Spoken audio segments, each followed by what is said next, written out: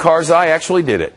65 Taliban prisoners the United States has called dangerous, accused them of killing American soldiers. Terrorists are now set free. That's the word from a spokesman at a prison in Afghanistan. U.S. officials pleaded with the Afghan President Hamid Karzai over and over again to keep these guys behind bars. We still have 38,000 troops in Afghanistan. But today, President Karzai said the prisoners are, quote, of no concern to the United States.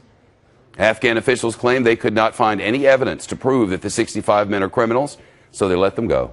A statement from the United States Embassy in Kabul condemned this release. Quote, we requested a thorough review of each case. Instead, the evidence against them was never seriously considered. The statement goes on to say that the Afghan government bears responsibility for the results if those prisoners take part in new attacks. Our Leah Gabriel is here. I know, Leah, they pleaded and pleaded with Hamid Karzai. It sounds like he's working directly with the Taliban. Well, Shepard, it's very disappointing. They didn't just plead with him. They also released a document detailing some of that evidence that they found against these prisoners who've now been released.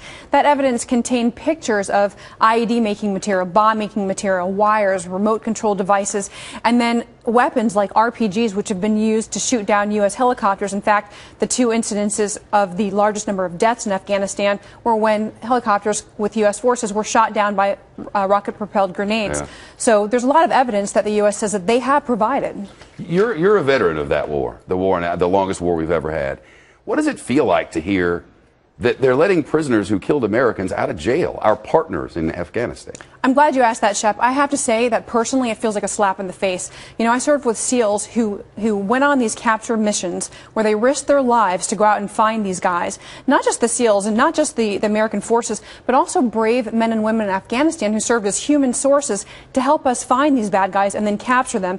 And then we go to we go into detail as far as collecting the information on the site. It's called sensitive site exploitation, where we gather this evidence, and it just seems as though it's just all being discarded and not even considered. He's decided that for the betterment of him politically, locally, he needs to go with the Taliban. That is beyond and the exclusion of all reason.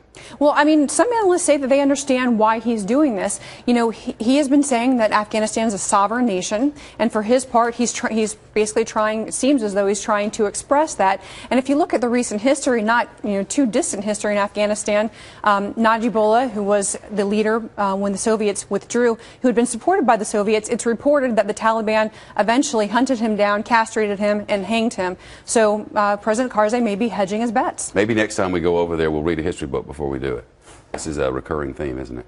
It does seem to be a recurring theme. And, it's just, as you said, it's frustrating. It's something that, it was a consideration when this prison was handed over. And when the decision was made, we were concerned that prisoners would be released. And American forces are saying that we're finding them returning to the battlefield. And these are people who will probably continue to be a problem for us in the future, Shep. Wouldn't surprise me. Hey, Leah, good to see you. Good to see you. Thank you.